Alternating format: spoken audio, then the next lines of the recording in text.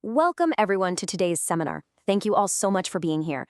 Before we really get going, I want you to take a second and ask yourself a fundamental question. What actually defines your identity, your health, and your destiny? For centuries, that question was a complete unsolved mystery. But today, we're going to unpack the answers through the lens of one of the most fascinating scientific journeys out there. In this explainer, we'll trace the chronological evolution of genetics. Okay, let's dive right in. We've got a highly structured journey ahead of us today, mapping out 5 major eras of genetic discovery. We're starting way back with classical genetics and moving all the way up to the absolute modern frontier of CRISPR and gene editing. Starting things off with Section 1, the dawn of classical genetics. So, picture the mid-19th century. A Moravian Augustinian friar named Gregor Mendel essentially revolutionizes biology without anyone realizing it at the time. By conducting these incredibly meticulous hybridization experiments on garden peas for 7 years, from 1856 to 1863, he did something totally unprecedented. He applied mathematical logic directly to hereditary. He wasn't just observing plants. He was quantifying exactly how specific traits were passed down. But to truly grasp his work, we've got to define a few terms. Think about your genotype. It represents the fundamental inherited units of information handed down from your parents. Your genome is lined up linearly on chromosomes right there in the nucleus of your cells. And the specific combination of alleles, which, by the way, are just different variants of a gene at a particular location, is your genotype. It's the hidden foundational code of who you are. Now, the really crucial point here is understanding how these alleles actually interact with each other. It's kind of like a biological tug-of-war. Dominant alleles only need a single copy from one parent to be expressed. Recessive alleles, on the other hand, require 2 copies, one from each parent, to show up. Basically, dominant traits mask the recessive ones. And this specific interaction, that's what dictates an organism's phenotype. The phenotype is just the visible, physical traits you actually see in the real world, like the specific color of Mendel's pea flowers. Which brings us to Section 2, decoding the human genome. We're fast-forwarding now, transitioning from Mendel's abstract units of inheritance directly into the molecular revolution. We are talking about the literal physical sequencing of human DNA. The Human Genome Project was, frankly, an extraordinary 13-year international scientific endeavor. It officially launched in 1990, and it was famously declared complete in 2003. But actually, scratch that.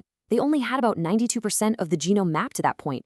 It wasn't until May 2021 that a true, complete genome level was achieved. And the very first fully gapless sequence of our DNA wasn't actually published until January 2022. It literally took decades to completely lock down the more than 3 billion base pairs that make up a human reference genome. But look, mapping the genome was just the starting line. Compiling this massive database of sequences absolutely blew the doors open for revolutionary applications across so many scientific disciplines. The proposed benefits touch almost every aspect of our lives today.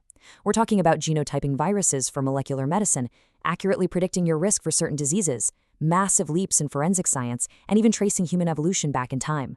We finally had the master blueprint. But here's where things get wild. Section 3, epigenetics beyond the sequence. Because having that blueprint, it turns out it isn't the whole story. Your DNA sequence is not your absolute destiny. And this leads us to a massive paradigm shift. Epigenetics. Take these viable yellow agouti mice, for example.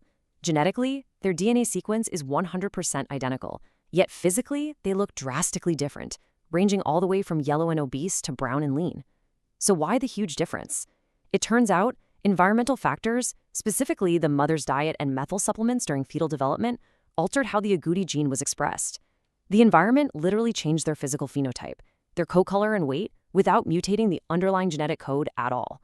So how does it actually work under the hood? The molecular mechanism here is fascinating.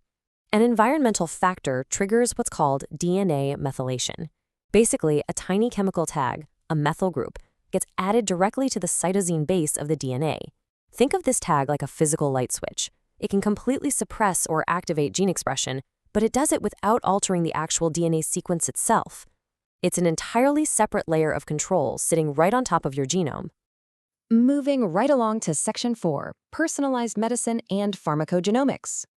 Taking all this theory and moving it into actual clinical practice, we are seeing a total revolution in how we treat patients. Historically, prescribing drugs was pretty much a one-size-fits-all, trial-and-error approach. You take a pill, you wait a few weeks to see if it works, and you cross your fingers the side effects aren't terrible. Pharmacogenomics completely flips that script. It uses your specific genetic profile and biomarkers to predict exactly how your body is going to metabolize a drug. This lets doctors optimize drug dosages on day one and drastically reduces toxic adverse reactions. The big takeaway here is that we have firmly entered an era of true precision medicine. We aren't just treating a generic disease anymore. We are treating your very specific version of that disease. In oncology, doctors can now match specific cancer mutations directly to targeted therapies. In psychiatry, we can analyze DNA markers to prescribe the exact right antidepressant without subjecting the patient to agonizing months of trial and error. This isn't the future. This is personalized medicine in action today. And finally, we reach the bleeding edge of science. Section 5, CRISPR and gene editing. Because today, we are no longer just reading or predicting the genome, we are actively rewriting the code. CRISPR-Cas9 was actually adapted from a natural bacterial immune system used to fight off viruses, and it operates in these wonderfully precise steps. First, a highly customizable guide RNA directs the complex to a very specific location in the genome. Next, the Cas9 enzyme steps in, acting like a pair of molecular scissors to make a clean, double-stranded cut in the target DNA. And finally, the cell's own natural DNA repair pathways kick in to either disable a faulty gene entirely or insert a brand new corrected sequence. It is a breathtakingly cheap, elegant, and effective way to slice and repair DNA. And I really want to emphasize this point. This is not science fiction. This is happening right now. In 2019, clinical trials successfully used CRISPR cell therapy to treat patients with sickle cell disease. They edited the cells outside the body and infused them back in. In 2020, a CRISPR treatment was injected directly into human patients for the very first time to treat a form of hereditary blindness. These breakthroughs are absolute game changers, proving that CRISPR can actually cure genetic diseases that we previously thought were totally untreatable. But as the saying goes, with such profound power comes incredibly heavy responsibility.